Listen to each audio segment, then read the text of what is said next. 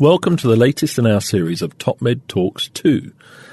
In these podcasts, the TopMedTalk team is in conversation with global thought leaders in perioperative care. TopMedTalk. I'm Joff Lacey, and I'm here with a very well-qualified guest to discuss the recently published NAP6 project. Tim Cook, Professor of Anaesthesia and Intensive Care Medicine at Royal United Hospital, Bath, and Director of the National Audit Project, or NAP project as we all know them, which has been an enormously successful series of projects casting light on major aspects of anaesthetic practice. So, Tim, thanks for coming along. It's a pleasure, Joff. First of all, congratulations. Huge success with NAP6, the largest prospective study of surgical and anaesthesia-related anaphylaxis. 3 million anaesthetics analysed over the course of a year, 100% of NHS trusts involved. And a logistical headache, it sounds like. So before we get into the highlights and the main findings of the project, can you just tell us a little bit more about NAP and how you got involved and the logistics involved in coordinating such an enormous project? Well, I've been involved for about 12, 13 years. This is my last NAP. I'll be moving on. They emerged really from planning almost on the back of a fag packet for NAP3. NAP1 and NAP2 were very much inward-looking projects, looking at how anaesthetic departments worked. And there was a dramatic change brought about really by Tony Wildsmith with NAP3, and we started looking at the epidemiology of rare events. Yeah. And since then, the projects have looked at events which are important to patients, important to anaesthetists, too rare to study with other types of projects, so not suitable for RCTs or straightforward longitudinal studies, but also complications which are significant and inadequately understood. And the original aim was that we provided better information for patients. Yeah. So, for instance, with NAP3, the aim was that we got better information on the frequency of life-changing complications from central neuraxial block. Yeah. And so the aim was to look at numbers. And they've been, almost to my surprise, a great success. And I think they're a huge credit to Anaesthesia UK, to every anaesthetist, and probably every anaesthetist in the UK has taken part in the NAPs in some respect. Why are you surprised by their success? Because although I won't pretend there wasn't a lot of effort to set up the early NAPs, we keep on going out to the anaesthetic community and asking people in individual hospitals who are increasingly busy to provide us with information, and it's often information both about what they do on a regular basis with a large number of patients for the surveys, but also providing information on cases where a significant complication has happened, particularly with NAP 345, things that may have had a massive impact on not only the patients they care for, but also for the anaesthetist personally and professionally. And I think that the fact that anaesthetists have been willing to, time and again, very honestly and openly present their cases to us, from which we learn as a profession, is a huge credit to those individuals and to the profession as in the broader context.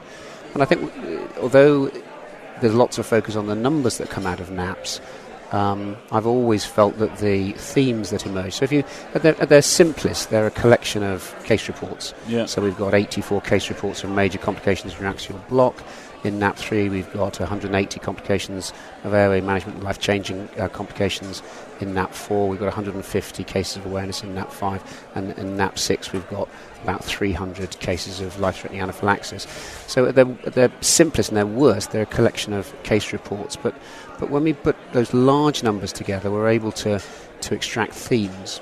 And the review process, so the projects take about 4 years now. There's a year of planning, a year of in-committee preparation and surveying, then a year of data collection, and then a year or a year and a half of analysis. Well, I had no idea it was that lot. That's incredible, yeah. So it's a little bit over 4 years from probably 5 years since NAP6 was chosen as a topic, since the topic of anaphylaxis was chosen for NAP6.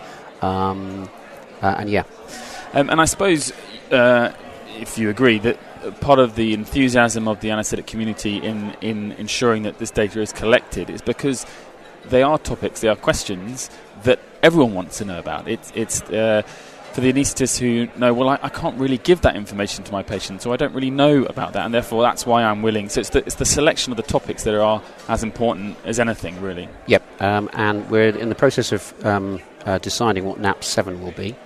And that process involves... Well, I think the importance is that if we don't choose a topic that anaesthetists are interested in, it won't work, because we have to have buy-in. Exactly. We have to have buy-in from pretty much every hospital, otherwise the numbers don't work. The themes will work, but the numbers won't work. We want the numbers to be as accurate as possible. So we have to choose... So I just lost my thread of...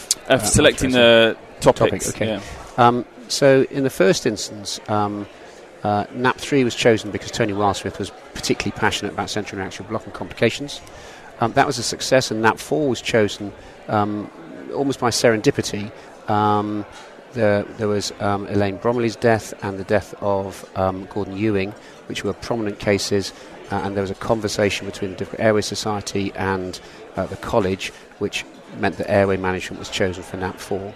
For NAP 5, 6 and 7, the topics were put out to tender, and we've had increasing about 100 people make proposals for each NAP. Those are then long-listed and shortlisted, and we're in the process of doing that for NAP 7. So, are you able to divulge what NAP 7 may be, or is no. that... I thought I'd try anyway. So we're down to the last three. Oh, right, okay. And I'm quite excited about whichever it was. It could be any of these three, and I think they would all be good projects. So I think the next project will be another topic which is of interest to anaesthetists and of importance to the patients. It has to be important to the patient, otherwise we're wasting our time. Excellent. Well, I look forward to that. So back to the main topic, NAP 6. Can you walk us through, if you will, the project and the kind of highlights that have come about from it?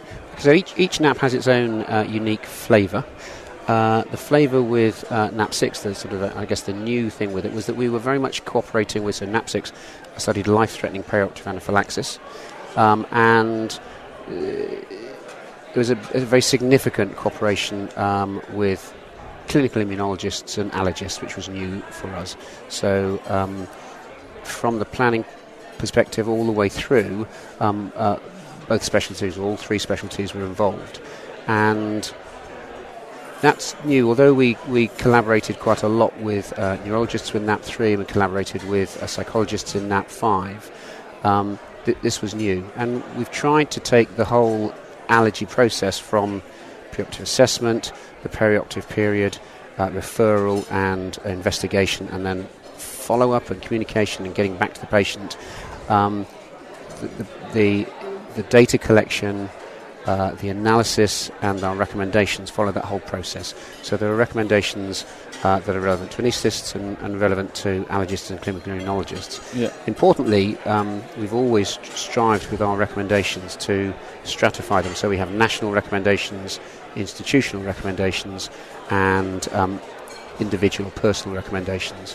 And again, we've done that with NAP 6, so that we hope to drive change at all three of those levels.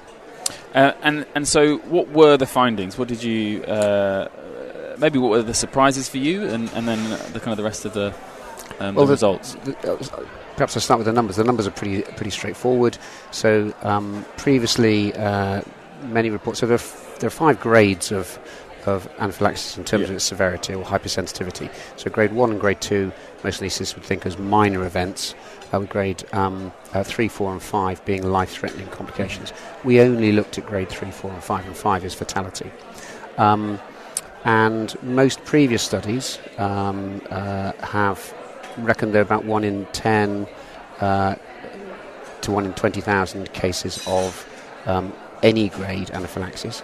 We found an instance of 1 in 10,000 for life-threatening anaphylaxis, perioperative anaphylaxis, and based on the data that we had to exclude because it wasn't complete, etc., that might be as high as 1 in 7,000. So the instance is slightly higher than previously reported. In terms of the culprits, which is what people are often interested in, most previous studies have identified neuromuscular blockers as the most prominent culprits, but antibiotics were significantly the top guns here. Yeah. So antibiotics accounted for about half of the episodes. The good news from an anaesthetic point of view and from a patient point of view is that we only looked at life-threatening complications, but 96% of patients who had a life-threatening perioperative anaphylaxis episode were successfully resuscitated. Most of those patients had a short period of time on intensive care, were out of hospital within a couple of days. And while anxiety was prominent in those patients about future anaesthetics, most patients made a full recovery. So that's a good, as the naps often are, they're often good news stories, dispelling people's fears. So the immediate care seems like it was very good. There were some concerns, am I right, in terms of the promptness of follow-up or the kind of... Can I just talk about the immediate care first? So, sure, yeah. Yeah, so this was more of an audit than the previous national audit projects have been. They've really been service evaluations.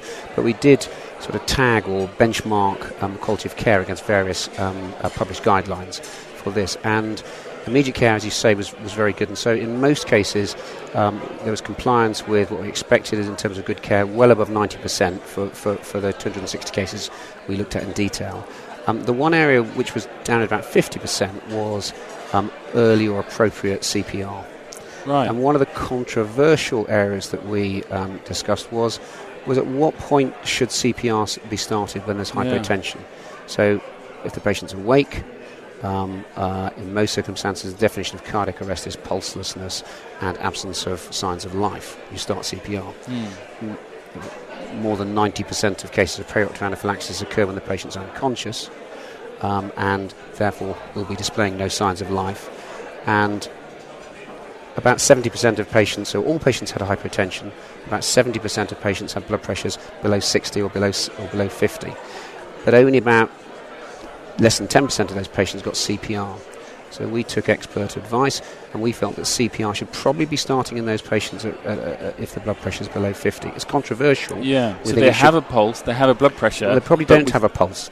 So if you have an arterial line in, then you're generally pulseless at a blood pressure of 50. And a non-invasive blood pressure monitor will overread in hypotension. Right. So if your blood pressure monitor is reading 50, you're almost certainly pulseless. And most of the cardiac arrests, so 15% of people had a cardiac arrest, and half of those were preceded by prolonged hypotension. Because I suppose, once you get to that point in an anaphylactic shock, you're on the downward spiral. Certainly CPR should not be done instead of fluids and adrenaline. It should be done at the same time as fluids and adrenaline. So adrenaline should be given promptly, if you're given intravenously according to current guidelines, and fluids should be given liberally, and probably not enough fluids are given. But as part of that, there should be an immediate recheck of the blood pressure, and if the blood pressure is 50 or below, we really think the CPR should be starting. Okay. One for discussion. Yeah. And then, the long-term follow-up, you voiced some, not concerns, but just highlighted that there can be some improvements made in terms of referral to allergy clinics and things like that. Yeah, it's quite a complex process, the referral, because so the average wait for somebody to be seen in an allergy clinic is about 100 days. And so the anaesthetist has to report the event that's happened, probably to the hospital, maybe to the MHRA, have to say what they think the trigger was. They're actually right 3/4 of the time. The patient then has to go off. Is that from the information? Interesting. Yeah. So they have to go off to the allergy clinic, be seen. That information then has to come back to the anaesthetist, identifying the correct target, the correct culprit, the actual culprit, and then that information has to ideally then be reported to the patient, to the MHRA, and obviously in that interim time, the patient needs information about what is safe for them, what the culprits are thought to be or what the culprits might be, because most patients have had their surgery cancelled, so may need their surgery while they're waiting for the allergy clinic or may need emergency surgery in the interim. So we found about 15% of the cases involved cancellation of urgent surgery. And so giving this information, amongst the tools that we've produced from NAP6, we've produced standardised referral for allergy clinics, improved from what was before, standardised letters for patients, standardised letters from allergy clinics, to try and improve all this communication with patients, because we think that's really not where it should be. And where can people listening now, where can they find all that, those tools to be used in everyday practice? So currently, if you simply Google NAP6, then you will go to the college website, or it's actually the HSRC website, and there's a resources section there which has all those outputs and many others. And on the culprits of a lot of the anaphylaxis shocks you had, you obviously mentioned antibiotics, but there's an interesting point about ticaplanin, this one that we often go for first line if someone's got a penicillin allergy or various other allergies, but it turns out that actually it could be one of the main precipitants. Is that so fair to say? Ticaplanin is in about a quarter of cases where ticaplanin is used, it's used because someone's allergic to penicillin. About 1 in 5 inpatients and 1 in 10 patients altogether claim to be allergic to penicillin, and the allergists and immunologists disagree as to whether it's 90% or 99% of those patients who actually are not allergic. When we then give ticaplanin, so we might give ticaplanin instead of cefuroxime or instead of flucloxacillin, and turns out that it's 17-fold more likely to cause life-threatening anaphylaxis than those drugs. So we're trying to avoid anaphylaxis from penicillin by giving a different drug, by giving a drug which is much. I mean, the incidence is still very low. So the incidence of anaphylaxis is still low, but there is some perversity to it. And the other thing is that these second-line drugs are more expensive, less effective, and more likely to cause antibiotic resistance. So we're giving antibiotics to 60% of patients having procedures in the UK. Don't know if they're all needed, but that's a huge number. It's another number to come out of NAP6. So if we could delabel these patients in terms of penicillin allergy, then overall that would seem to be a significant benefit to healthcare in general. And I think that's something that all anaesthetists would recognise. The number of people that say they're penicillin allergic, they can't give any details, and in reality, we all know that they're not. But it's in black and white, and you have to act accordingly, and that's a big problem. It's very difficult. And one of my learnings, I have lots of learning from the anesthesiologists and clinical immunologists, but so there is a nice guideline that says that if patients are allergic to beta-lactams and another group of antibiotics, or if they're allergic to beta-lactams and are likely to need beta-lactams, they should actually be referred to an allergy clinic preoperatively to determine whether they are allergic and identify what are the safe drugs. I suspect that's not happening. So seeing the patient on the morning of the operation and finding that they have a dodgy penicillin allergy history is no good to anybody. No. So we need to get better in the pain clinics and probably in GP surgeries and perhaps think about this in a more global view to try and improve our antibiotic stewardship, which is a massive issue, as we know, with healthcare. So, as you mentioned, there's lots of things that have come out of this, not just acute care of anaphylaxis, long-term follow-up, antibiotic stewardship. That's an enormous topic in itself. What are you hoping are going to be the main changes, maybe, that come out of the NAP6 project? The main changes. A lot of the information is reassuring. We've debunked a few myths, so we should continue to prioritise giving adrenaline and liberal fluids. People were not giving enough fluids when patients have perioperative anaphylaxis. Regarding antibiotics ideally should be given to the patient when they're awake. Something like 80% of anaphylaxis will occur within 5 minutes. And if you've only given the antibiotic and nothing else, the resuscitation is simpler, the identification of the culprits is simpler, and the whole process is simpler. So that's a strong recommendation. In terms of neuromuscular blocking agents, suxamethonium has roughly twice the instance of the other agents, but the other agents are largely similar. So you don't really need to choose your muscle relaxant on the basis of anaphylaxis, but simply on clinical indication. Again, with the muscle relaxant, Sagamodex was not shown to have any particular benefit either in treating rocuronium anaphylaxis or in treating anaphylaxis in general. I come again back to the fluids, give more, adrenaline, give it early, probably cancel surgery. So 50% of patients who had, more than 50% of patients who had anaphylaxis went to ITU afterwards, and the majority had catecholamine infusions. So I think carrying on with surgery if you've got grade 3 or above anaphylaxis probably is not a wise thing to do. And we didn't make any recommendation for how soon these patients should go home, but we thought probably going home the same day was unwise, as happened in a few cases. There's a whole host of other recommendations. Do you think this may... Do you think... on the antibiotic strategy, do you think this may prompt further debate on our rationalisation of antibiotics? I mean, there are other reasons why we shouldn't, in fact, antibiotic resistance, but now anaphylaxis being such a key part of it, maybe this will enliven the debate further. Yeah, if I could change the panel that we had a panel of 25 very hard-working people getting NAP6 as good as we could.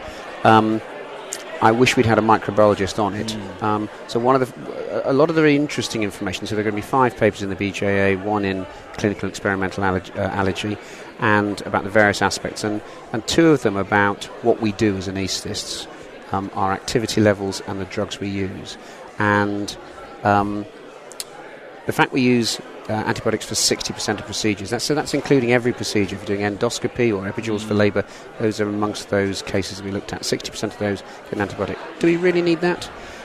But also, when we looked at the antibiotics by specialty, so say orthopaedics or general surgery, there were up to 10 different antibiotics that were given. So for the same specialty and broadly similar operations, does it make sense that in different hospitals 10 different antibiotics are being given? I think it probably doesn't, and if it does, we need to explore that further, because the antibiotic Armageddon is a real problem. And while NAP6 looked at anaphylaxis, I think it's highlighted some issues which perhaps require a greater exploration. The other area, if I could just mention, the other area that was interesting. So for the first time, we tried to involve the independent sector in NAP6. So there were considerable efforts to engage independent hospitals, and there were about 300 independent hospitals. So previously it had been recommended, and we'd considered trying to involve these smaller hospitals.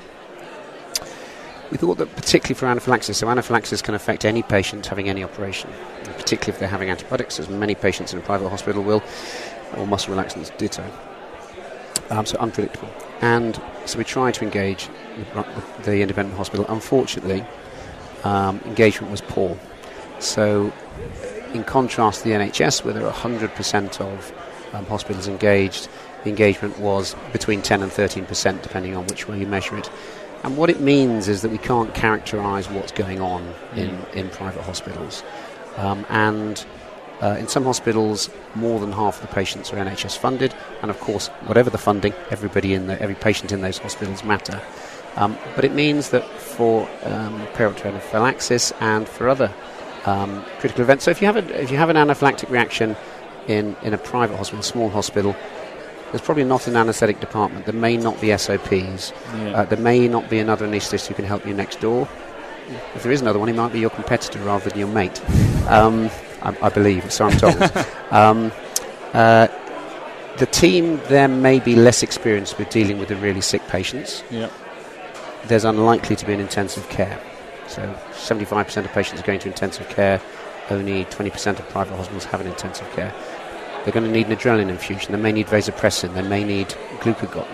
So we found that more patients should be getting glucagon and vasopressin than currently getting it. And they're going to need transfer to another hospital. So there are clearly challenges for these events happening in independent hospitals. And despite our efforts, we're unable to characterise what's going on. It may be that the care is absolutely excellent in the independent sector, and that these patients who will be having these events are cared for in an exemplary fashion. But we don't know, and it's a shame in this day and age that the joined-up National Health Service and other partners are not able to provide that information in a joined-up way. So for NAP7, hopefully there's going to be more collaboration with the private sector as well. Well, I hope so. I think we learn from each of these projects, and we try and improve our processes. And I hope a conversation will happen such that those organisations are keener to get involved, and we improve our processes to support that engagement as well. Tim, you advocated the best time to give the antibiotics is when the patient's awake. Anecdotally, some people will say that the best time to give an antibiotic if there's a risk of anaphylaxis is actually when they're anaesthetised, intubated, you've got no airway concerns that may develop as part of the anaphylaxis. I'm interested to know, kind of combining some of your naps here, but were there any airway issues in the cases that you examined for nap 6? The simple answer is that there were almost none. Really? So of the 266 cases we looked at in detail, there was one case of front of neck airway. We weren't clear whether that was due to anaphylaxis or other reasons. There were precious few cases where patients even needed to have their airway changed to be intubated, and there were no difficulties. Really? So what seems to be the case, which is actually previously known, is that the more severe your anaphylaxis, the less likely you are to get rash, generalised swelling, and indeed laryngeal edema or airway swelling. So in the severe primarily cases, the blood pressure, the correct, hypotension. Correct. So bronchospasm and hypotension are the predominant features, or cardiac arrest. And so we simply didn't see that as a problem, and therefore the idea that you must secure the airway before giving your antibiotics to protect the patient, it can be debunked. I would say there are 3 benefits to giving your antibiotics early. The first is that with the awake patient, you can confirm that they're not allergic to the drug they're about to give. That's a common mistake that anaesthetists do make, and others, of course, do make. The second is that if you do have anaphylaxis, you should detect it before induction of anaesthesia, and it won't be confused by post-induction hypotension and can be treated probably more easily. And a third and important issue is that the investigation is made considerably more complicated. So investigation of perioperative anaphylaxis is quite complicated because on average we're giving 8 drugs for every anaesthetic, but up to 20. And disentangling what drug has caused those problems can be very difficult. And so if we've only given 1 drug or 2 drugs, and we send the patient to the allergy clinic, their job is a lot easier, and that's in the patient's interests. So one of our key recommendations is that antibiotics are given as early as possible, and ideally to the awake patient. Look, Tim Cook, it's been fabulous talking to you. Thanks very much for coming. This is going to be lots of debate, I'm sure, around nap 6 and all the offshoots from it. We must go, though, because one thing, lunch is up, but also the next session starting soon. So thanks for listening. You can catch us on Facebook, Twitter and Instagram, or go to www.topmedtalk.com. Once again, thank you, Tim Cook, and thanks for listening. TopMed Talk. Thanks for downloading and listening to TopMed Talk. Don't forget to find us on social media. We're on Twitter, Facebook, Instagram, even got our own YouTube channel. Whichever your favourite social media feed is, we're bound to be there. Find us. Also, subscribe to this podcast so that you never miss an episode. And make sure you go to the TopMed Talk website, topmedtalk.com, and get on board with the email updates. Oh, whilst you're at it as well, I suggest you download our entire back catalogue. We're categorising it at the moment. We're having a little look through it. It may not always be in the form that you currently find it. So if you get your hard drive ready for a full-on download via the website perhaps, or perhaps through your podcatcher. Oh, and if you fancy meeting us, why not go to the website ebpom.org/meetings.